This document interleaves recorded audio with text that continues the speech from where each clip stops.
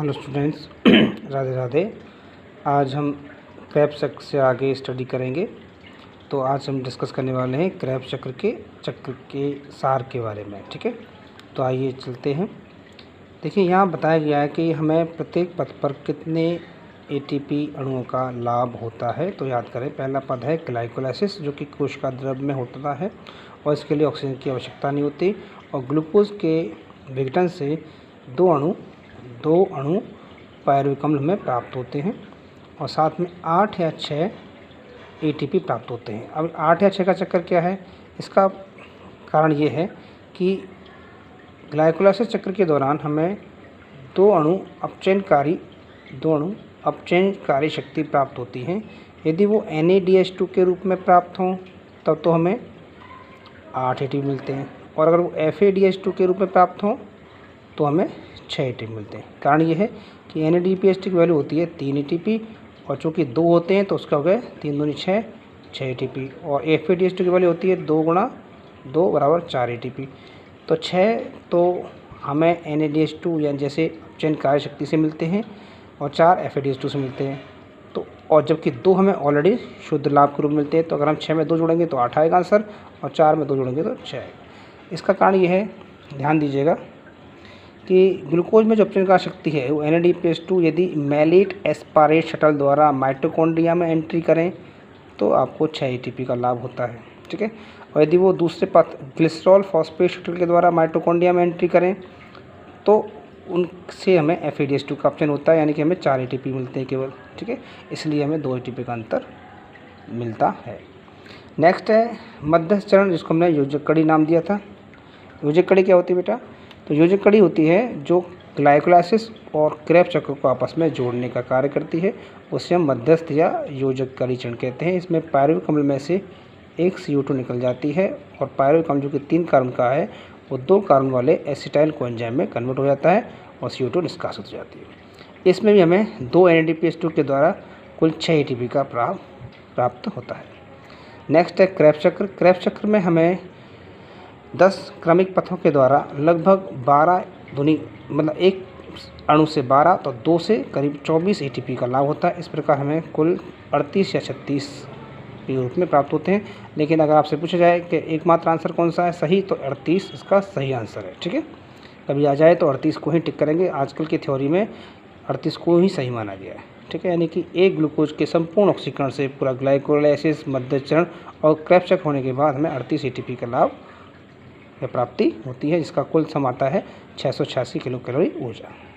आइए स्टूडेंट्स, अगला टॉपिक पढ़ते हैं। अगला टॉपिक है ETS, जिसे हम इलेक्ट्रॉन परिवहन तंत्र कहते हैं। ये वायवीय या ऑक्सीकरण का सबसे अंतिम पद होता है, जो माइटोकॉन्ड्रिया की आंतरिक झिल्ली में संपन्न होता है। इसका क्रियास्थल माइटोकॉन्ड्रिया की सबसे अंदर वाली मेम्ब्रेन होती है। ETS से अर्थ क्या है तो समझने की कोशिश कीजिएगा कि ETS जो है वो 5 प्रकार के संकुलों का यौगिक है, और ये 5 संकुलों का निर्माण प्रोटीन द्वारा होते हैं। इनके नाम होते हैं, फर्स्ट है NADH यूबिक्विनोन ऑक्सीडो रिडक्टेज संकुल, सेकेंड सक्सिनेट यूबिक्विनोन ऑक्सीडो रिडक्टेज संकुल, और तीसरा है साइटोक्रोम B तथा C1 संकुल। फोर्थ होता है साइटोक्रोम C, जो 2 कॉपर और 2 A3 नाम के कंटेंट से युक्त होता है। ये एकमात्र चल संकुल होता है, मतलब चलनशील है ये, और ये एक मोबाइल कैरियर के रूप में इलेक्ट्रॉन का स्थानांतरण करने में हेल्प करता है। और 5वां अंतिम संकुल होता है ATP सिंथेटिक संकुल, जहाँ पर ATP का संश्लेषण होता है। इसके 2 भाग होते हैं, F1 और F0। F1 जो है वो शीर्ष भाग होता है, और F0 है आधारी भाग होता है। ठीक है, आइए ध्यान दीजिए। तो ETS में हम देखते हैं कि ETS को हमने इस प्रकार से डिज़ाइन किया है। जो 5 बॉक्स दिखाई दे रहे हैं, 1 2 3 4 और 5, पाँचों के पाँचों संकुल हैं। संकुल 1 ये है, संकुल 2 ये है, संकुल 3, संकुल 4, संकुल 5। आइए ये किस प्रकार से कार्य करता है तो उसका ध्यान दीजिएगा। तो इसमें ये है बेटा कि ये जो चक्र है वो माइटोकॉन्ड्रिया की आंतरिक झिल्ली पे संपन्न होता है। यहाँ पर क्या होता है समझने की कोशिश कीजिएगा। ये एक प्रकार का ऑक्सीकरण पथ है, जहाँ पर अपचयनकारी शक्तियों का ऑक्सीकरण किया जाता है।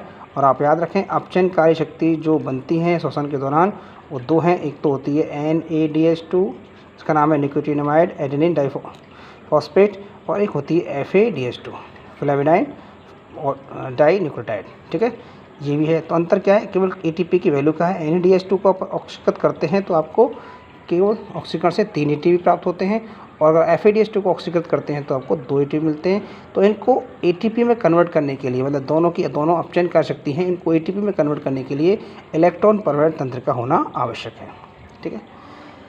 देखिएगा ये कैसा होता है, ध्यान दीजिएगा। पहला यहाँ से स्टार्ट होता है, ये फ्लेविनिन मोनोन्यूक्लियोटाइड है। ये एक प्रकार का प्रोटीन है जो आंतरिक झिल्ली पर पाया जाता है, माइटोकॉन्ड्रिया की आंतरिक झिल्ली पर। तो आप देखिए मैंने 3 लेवल किए हैं, 1 लेवल, 2 और 3। यहाँ पर जो तीसरा वाला ये मैट्रिक्स है, जो माइटोकॉन्ड्रिया का आधात्री कहलाता है। मैट्रिक्स यानी आधात्री हिंदी में कहते हैं। बीच वाला ये आंतरिक झिल्ली है, यानी कि सबसे आंतरिक झिल्ली होती है, क्योंकि हम पता है कि माइटोकॉन्ड्रिया जो है दोहरी झिल्ली से घिरा हुआ अंग होता है, कोशिकांग। तो ये अंतर झिल्ली है, और सबसे जो लास्ट में दिखा है ये एक आंतरिक स्पेस है। क्या है, आंतरिक अवकाश है जो दोनों झिल्लियों के बीच में पाया जाता है। इन तीनों का महत्व पढ़िए। आइए ध्यान देते हैं कि सबसे पहले जो इलेक्ट्रॉन है, आप जानते हैं ऑक्सीकरण का अर्थ होता है इलेक्ट्रॉन का निकलना। तो सबसे पहले प्रथम संकुल में जो NADH2 है, जब ऑक्सीकृत होता है NADP में, NAD+ में, तो ये H2 निकालता है, और H2 का निकलना भी ऑक्सीकरण क्रिया मानी जाती है। जब हाइड्रोजन निकलते हैं तो इलेक्ट्रॉन भी साथ निकलते हैं। तो इलेक्ट्रॉनों को ग्रहण करने के लिए 5 संकुल हैं जो बारी बारी से इलेक्ट्रॉन को रिसीव करते हुए, ग्रहण करते हुए आगे ट्रांसफ़र कर देते हैं। जैसे अगर पहले FAN से इलेक्ट्रॉन निकलेगा तो कहाँ जाएगा, UV पूल में जाएगा। इसी प्रकार इधर से जो संकुल सेकंड से जो इलेक्ट्रॉन निकलेगा वो FAD के माध्यम से भी UV क्विनोन जो नाम दिया है UQ को, UV क्विनोन पूल तक जाएगा, और उस थर्ड संकुल पर जाएगा, वहाँ से 4 पे जाएगा। और थर्ड और फोर्थ के बीच में इलेक्ट्रॉन स्थानांतरण का काम कौन करता है, साइटोक्रोम B है। ये एकमात्र चल प्रोटीन वाहक है जो दोनों के बीच में, थर्ड और फोर्थ संकुल के बीच में इलेक्ट्रॉनों को स्थानांतरित करने का कार्य करता है। और इलेक्ट्रॉन अंत में इन चौथे से होते हुए 5वें संकुल तक पहुंचते हैं, जो कि ATP सिंथेज नाम के संकुल के नाम से जाना जाता है। याद रखिए, इलेक्ट्रॉनों का परिवहन या स्थानांतरण तो इन प्रोटीनों के माध्यम से होता है जो बॉक्स ग्रुप में आपको दिखाई दे रहे हैं, और ये कहाँ पाए जाते हैं, आंतरिक झिल्ली पाए जाते हैं।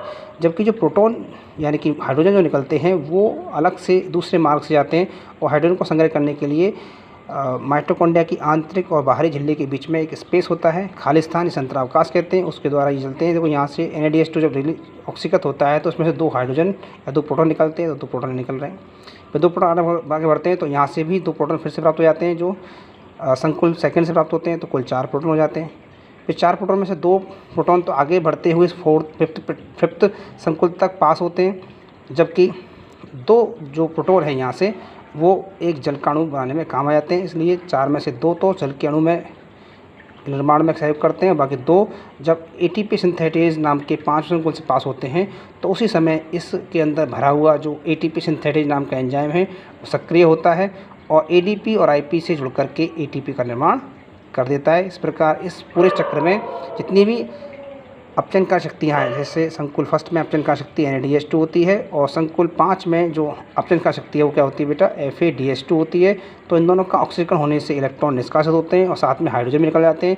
इलेक्ट्रॉन तो जाते हैं आंतरिक झिल्ली के सारे से, और प्रोटॉन जाते हैं आंतरिक अवकाश में सोते हुए, और लेकिन अंत में दोनों कहाँ पहुँचते हैं, संकुल 5 तक पहुँचते हैं। और संकुल 5 तक पहुँचने पर क्या है, ये संकुल नंबर 5 जो होता है उसका नाम होता है ATP सिंथेज, मतलब ATP के निर्माण से संबंधित होता है।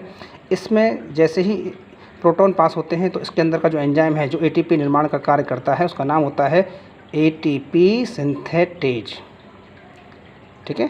ATP सिंथेटेज नाम का एंजाइम जो है वो सक्रिय हो जाता है, और वो ADP को IP से जोड़ करके ATP में कन्वर्ट करता है, और हर चक्र में 2 प्रोटॉन या 2 हाइड्रोजन आयन बाहर निकलते हैं। इस प्रकार ये चक्र बार बार रिपीट होता है, और धीरे धीरे जितने भी NADH2 और FADH2 बनते हैं उन सबका ऑक्सीकरण होने के बाद आपको लगभग 38 ATP अणु प्राप्त हो जाते हैं, और ये ऑक्सीकरण का यानी कि ऑक्सीकरण का अंतिम लक्ष्य होता है। अत्यधिक ऊर्जा, इसको अपन नोट करें कैलोरी में, तो 686 कैलोरी ऊर्जा हमें प्राप्त होती है, ठीक है।